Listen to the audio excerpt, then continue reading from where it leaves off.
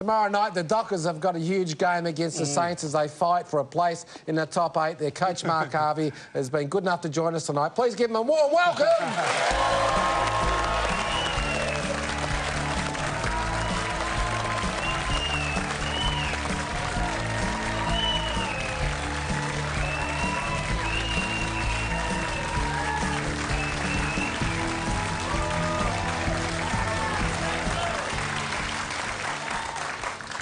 Welcome to the show, Harves. It's an absolute pleasure to have you on. All the way from Perth, and it's good to be being the first coach on the show. You are. First coach, AFL coach on Marngrook. You just stole my thunder.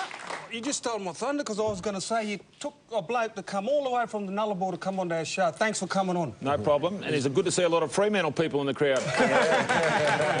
There's one anyway. Now, an interesting panel. A couple of cheeky goal sneaks, just here, the two of them. Elusive wingman. Gilbert, you went back later in your career, didn't you? I was forward and Forward and back. Graham, what sort of player were you? Oh, left back. Burly full-back. He said he was a burly centre forward. No, I couldn't fall forward. I could kick a goal. Don't worry about that, Harves. Now, Ronnie. Yes. Now, you had Andrew on here, and you said you were going to ask a lot about Carlton in depth because we play him next week, and you didn't ask him one question about No, I didn't want to... Look, we're talking about his mark, and we don't do that to our panellists. He's a panelist. Well, so am I. No, he comes on the panel. Right. All right, but you're a guest. Okay. All right. I'm a guest. Yeah, you're just a guest. All right.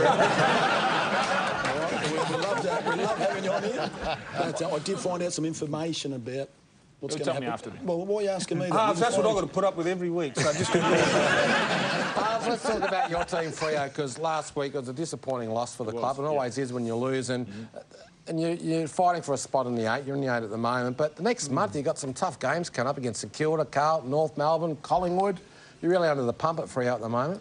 Well, I mean, that's how the hand we've been dealt, and we knew that from the start of the year. So we've put ourselves in a situation where we can control what we do. It's just a matter of beating these sides that are in and around or above us. So it's a great challenge tomorrow night. We've already played St Kilda at home.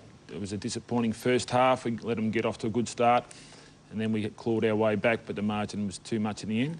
So we start tomorrow night and see where we finish. Now, Mark, I know coaches often don't like to use injuries as an excuse, but Fremantle this year, you've been hit pretty hard with injuries, and I've got a little bit of list here compiled, just have a look at it.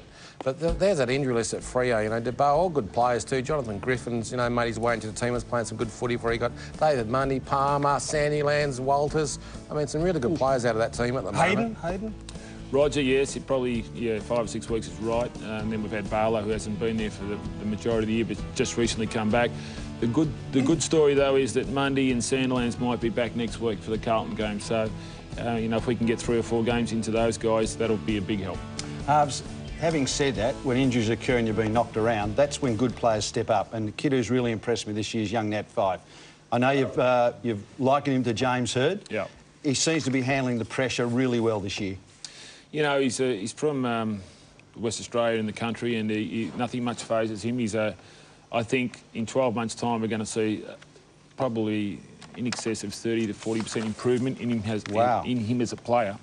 At the moment, we're sort of playing him wing and forward, but I like to think that he goes on ball and he can do a lot more when he gets in that situation and get a good grasp of the midfield and stoppages and things like that. Yeah, Mark, I just want to ask you about Stephen Hill. This year, he's actually gone off the pace a little bit. I don't know whether he's injured. I don't know what's going on. Maybe it's probably getting used to the tempo of AFL footy, but you need him to find form, especially leading into the finals, to actually get you in there, don't you? Well, once again, he's a talented player who's starting to get tagged a lot. Now, Ronnie, you got tagged a lot in your career, so I might ask you for a bit of advice if I can pass on the street. I'm still getting tagged on the panel. Can't shake Good one. Should have seen him tagged at the disco. I'll leave that alone. No, but Stephen... Mate, I hate the show. He's going to... look, he's working through a different phase in his career at the moment, and I'm sure tomorrow night's a big stage and you'll see him put his best foot forward. Mark, I wasn't sure how many of your players have actually seen you in the early days of Essendon, but I actually dug up some footage, so got this one here. Bit of the look at hairdo, that obviously blonde hair. not having a big influence as far as your hairstyles go. Is that longy ringing, is it? No. But by his own standards, Matthew Pavlich, geez, look at that dude there, mate. Well, as you know, the mullet was the go in those days, Ronnie, as you know. Baby-faced assassin. It was. You look like a Darren Buick there. Darren Buick, well, I played with him for, I think, 10 years in the end, but it was a great side, 84-85. I still think, in my opinion, that the 85 side would match it with any team going around in the competition now, so it was easy as a younger player to come into a side that was already made. And Pavlich, I just want to mention quickly Pavlich. I mean, he's obviously not having a real best season at the moment, and he gets talked about a lot. He gets, you know, where should he play? You're the coach. But, I mean, where do you see him playing his best footy? Because he does. I mean, you love to have 5 Pavliches out there. Yeah, look, I mean, you're seeing here he's taking quite a few marks and he's shooting for goal. So, look, he's a natural forward, but we've been playing him in the midfield because of the amount of injury that we've had. He's the captain of the football club, so he needs to lead from the front. So, in time, when we get all our players back in and around those areas, he'll spend the majority of his time forward. Mark, when you last played St Kilda, they got a bit of a jump on you and you struggled to get back into the game. And last week we've seen the same thing happen last week against the Hawks. I mean, slow starts. You know, those 2 particular games, yes. Last week Hawthorn had a breeze, which was probably 3 or 4 goals, and then we had in the second quarter and it started raining and the wind died down. So it's one of those unfortunate areas of the game where we couldn't control. But you're right, and if you let St Kilda get off to a good start and they put a space or a margin in the game, they tend to shut it down. So we're aware of that, and hopefully we'll make sure that they have to play the game out. And Milne's been a bit of an X-factor at the moment. I mean, 20 goals in 5 games. He's going to get the job. Would Grover be a good matchup for him? Or? Yeah, I think Grover played on him last time. Well, he did, and he's kept him down to a goal, so he's done a really good job. So more than likely he would be the matchup there. We've got Silvani in good form, and of course McFarlane comes back into the side. So defensively, you know, we've probably got our best defence together tomorrow night. OK, Mark, we'll just stick with us because we're going to go to that game that's on tomorrow night. Your team, St Kilda, taking on Fremantle of the Docklands. Straight to your former club, Gilly, St Kilda, 2 changes. Yeah, good to see Blake in there. He hasn't played a lot of football, and obviously the skipper Rewolf's back in there. Outside Dawson with that silly suspension, and Lynch has been omitted. Well, let's swing across to Freo and let's have a look and see they've made 4 changes.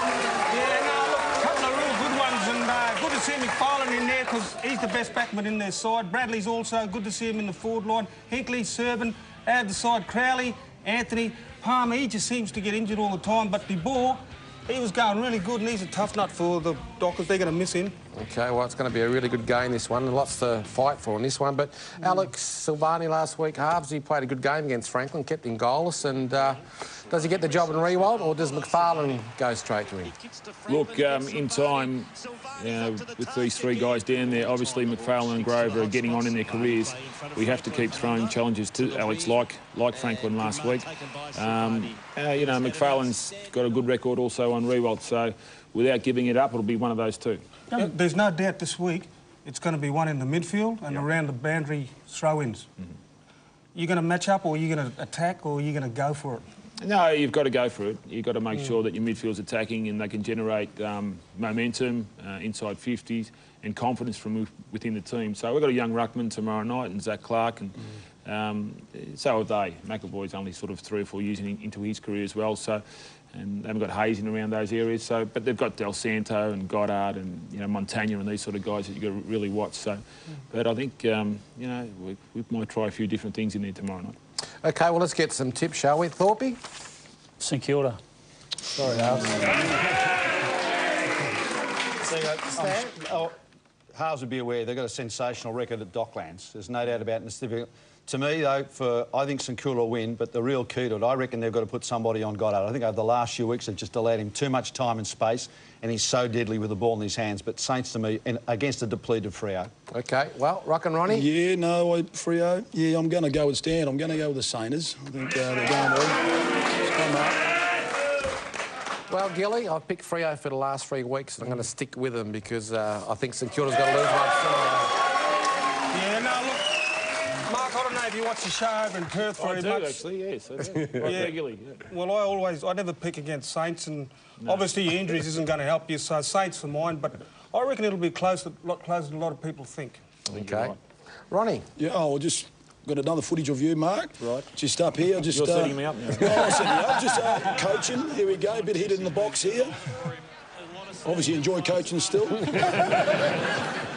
And then you just want to go down and cool off in the rain a bit. Just cool the steam off a bit, mate. What's going on there? Once I was there, you can't show any sign of weakness. I wasn't going to go up and hide in the dugout like Alistair. So I just stood there for 5 minutes and got treated. Good on you, mate. Bet you learnt that from one Kevin Sheedy. Well, let's go to our next game, shall we?